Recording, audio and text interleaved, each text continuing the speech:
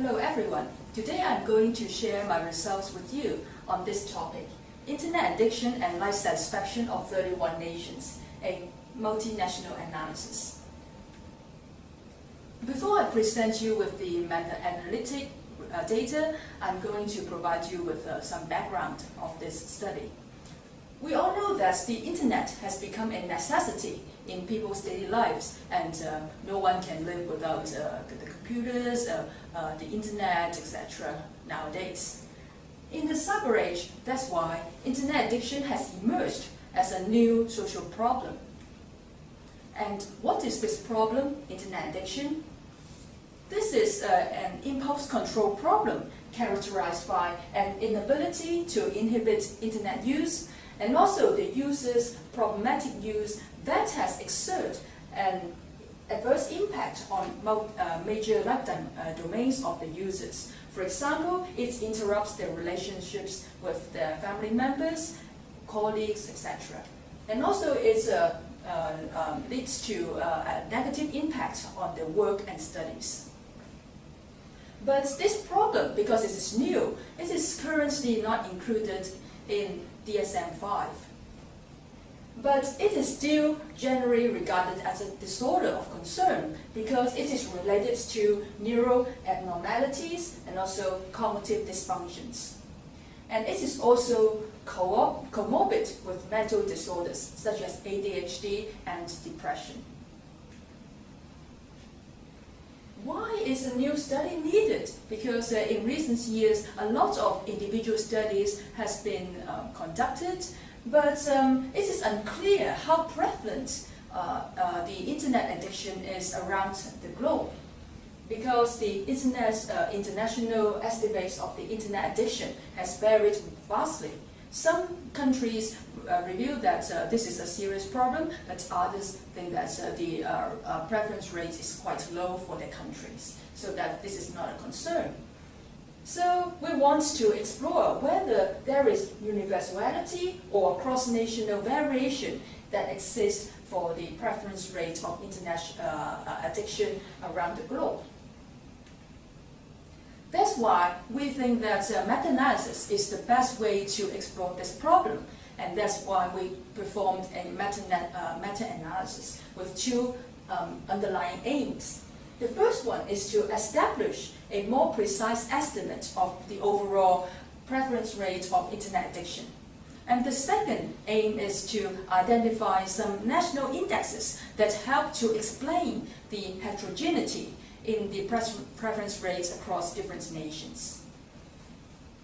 We all know that there are a lot of measures that measure Internet addiction, but we focus on only two screening measures of Internet addiction. The first one is the YDQ, the Young Diagnostic Questionnaire developed by Young, and also the second one is the long version of YDQ with 20 items, the Internet addiction test. The rationale of focusing only on these two measures of Internet addiction because both measures has been translated into multiple languages and thus ideal for making multinational comparisons. But for other measures, they have been translated in only one or two languages, thus making multinational comparisons difficult. And first, let's look at the characteristics of our meta-analytic data sets. We identify 80 reports that have met the eligibility criteria. And the final set comprised 164 independent samples. And the total participants is around 90,000, but with a huge range, some with a very small sample size, but others have a quite big sample size with over 2,500 participants. For the sex ratio, is quite good. Around half of them are men, because we know that the men may have a higher prevalence rate than females. So we have quite a balanced ratio in this data set. And for the average age of the entire data set, the participants are quite young. The average age is around 18 years old, and the range that ranges from 12 to 41 years old. And the data set came from 31 nations across 7 world regions. And let's look at the preference rates by the 7 world regions. For the entire data set, the preference rate is 6%. And among the world region with the highest preference rate, we find that Middle East has the highest preference rate with around 11%. Then followed by North America with around 8% preference rate. Then followed by Asia with a 7% preference rate. And then we have other 3 world regions with comparatively lower preference rates. We have the Southern and Eastern Europe, that is a cluster around the mean with 6%. And then we have Oceania with that included Australia and New Zealand data. They are reporting about 4% of the preference rate. And then we have the lowest preference rate for Northern and Western Europe with only 2.6%.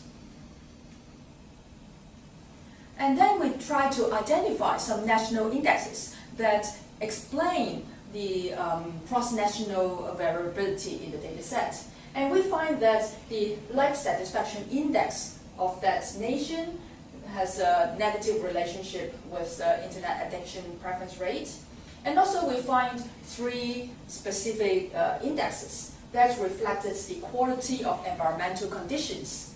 We have the pollution index, the traffic commute time index, and safety index.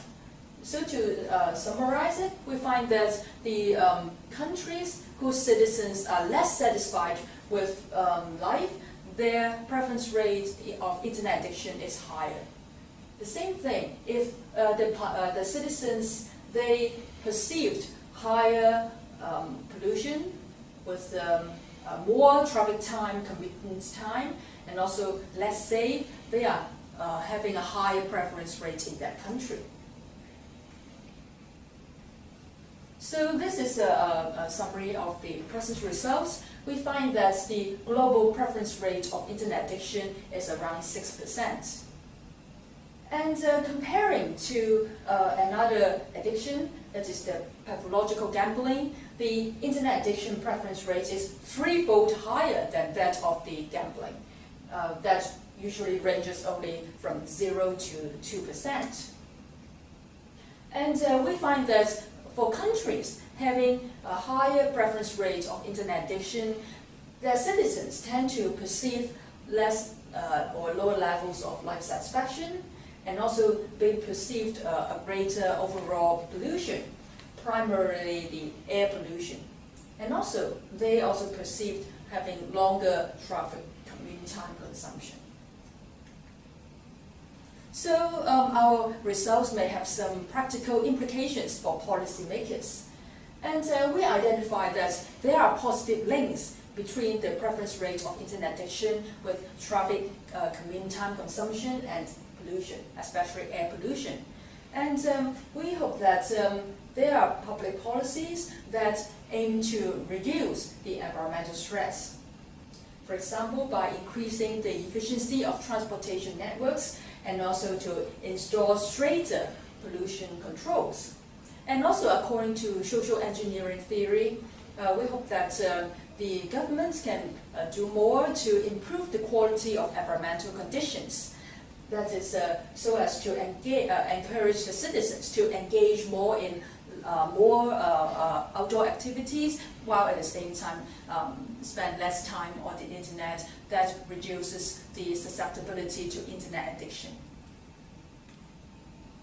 That's all for my presentation, and I hope you enjoyed this presentation. If you would like to contact me, feel free to do so via email. Thank you for your kind attention.